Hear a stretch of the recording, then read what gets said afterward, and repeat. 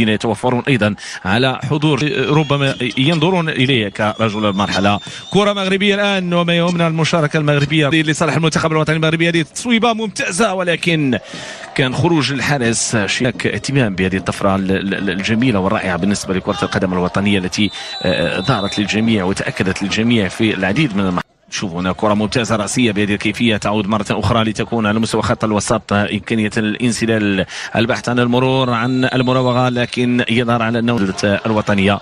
نشوفوا اليوم المباراة اللي في محاولة المرور يظهر على أنها لم تكتمل.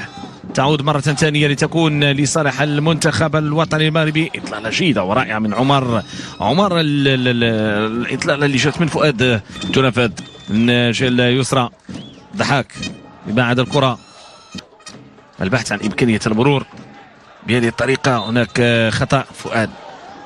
فؤاد سواني لاعب جيد.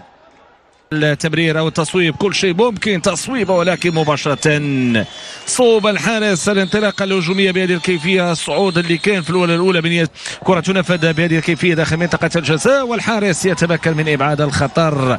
هذا هو المطلوب، هو ابعاد الخطر بهذه الكيفيه وبهذه الطريقه. تاتي الكره الماضيه محاوله لعبت من الجهه اليمنى الان، تعود مره اخرى لتكون داخل منطقه الجزاء. تغطيه من جانب الحارس. هنا شوفوا المرور بهذه الكيفيه. جماهير كره في الركنيه تنفذ داخل منطقه الجزاء راسيه، تعود لتكون مغربيه بهذه الكيفيه. تغطيه تصويبه ممتازه والحارس في المكان المناسب يتمكن من ايقاف هذا الخطا. بعد ذلك تصويبه من فؤاد زواني، تصويبه ولكن مباشره من جانب ضحاك يحافظ على كورته. معاد يرفع كرة داخل منطقة الجزاء، فرصة مواتية. حاضرين بقوة، كرة مصرية الآن، تمريرة عرضية جانبية، إبعاد للخطر ممتاز. شوف هنا كرة ملعوبة الآن على مستوى خط الوسط. الحكم يشوف بأن هناك مخالفة. تنفذ هذه الكرة ممتازة مباشرة صوب التشجيع اللي كيجي من المدرب. ممتازة ولكن بعيدة إلى خارج الخط الخلفي. حلول بناء العمليات، تصويبة بعيدة تماما. ياسين قاسمي تخليه انه يكون لاعب. ممتاز، هذه ممتازه داخل منطقه الجزاء. الحصول على ضربه جزاء يكون قريب. كره تمريره عرضيه جانبيه، خروج خطا للحارس. ابعاد كره في الركنيه مهمه، طول قامه مهم ايضا من جانب احمد سليمان. تعود مره اخرى مغربيه ممتازه. يلا معاد عمليه هجوميه، فرصه ممتازه، امكانيه الاستغلال. جول الاول. المغرب يفتتح التسجيل 1-0. وبالسعيد كما هم حال لاعبي المنتخب الوطني المغربي مكالي. هنا نشاهد هنا كيفيه بناء العمليه الهجوميه. تحضير جاء بهذه الصوره، بعد ذلك تصويبه، وجد الطريقه والسبيل نحو المرمى. نشوف الطريقه اللي جات من خلال لعبها مع سليم، ضائعه تصبح مغربيه الان. كاين خطا مخالفه يقول الحكم، وواضحه المخالفه. 1-0 جهه اليمنى، تمريره عرضيه جانبيه راسيه بهذه الكيفيه. مهارات ديال لاعبي المنتخب المصري في بناء العمليات الهجوميه بهذه الكيفيه.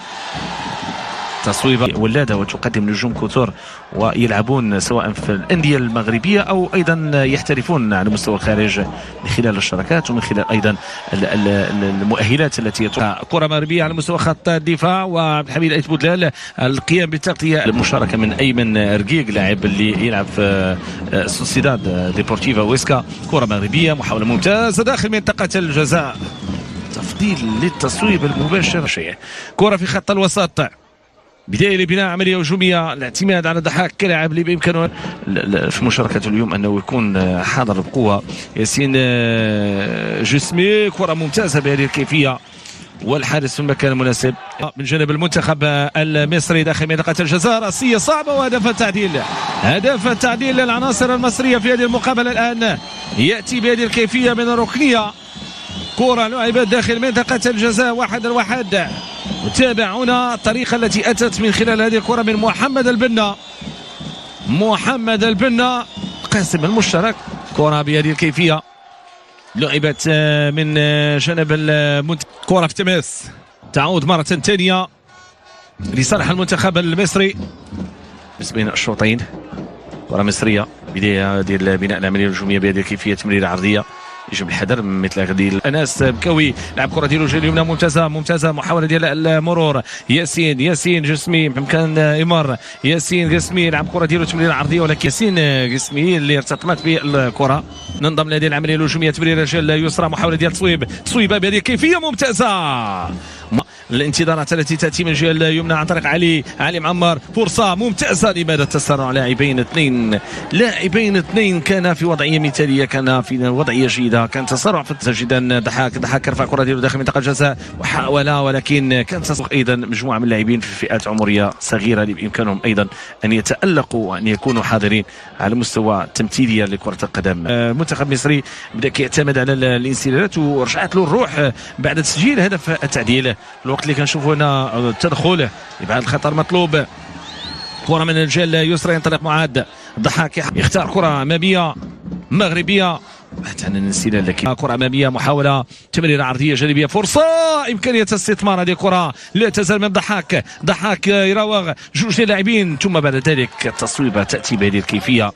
تصويبه يمكن نقولوا ان لعبت بدهاء لكن لعب كره مغربيه ممتازه. فرصه تمريره داخل منطقه الجزاء راسيه.